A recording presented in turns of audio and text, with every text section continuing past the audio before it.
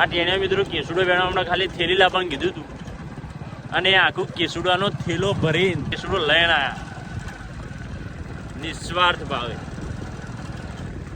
અને આપણે લોકો ગમે તે જેવું કામ કરવું તો એની પાછળ કોક ને કોક તો સ્વાર્થ હોય જ છે.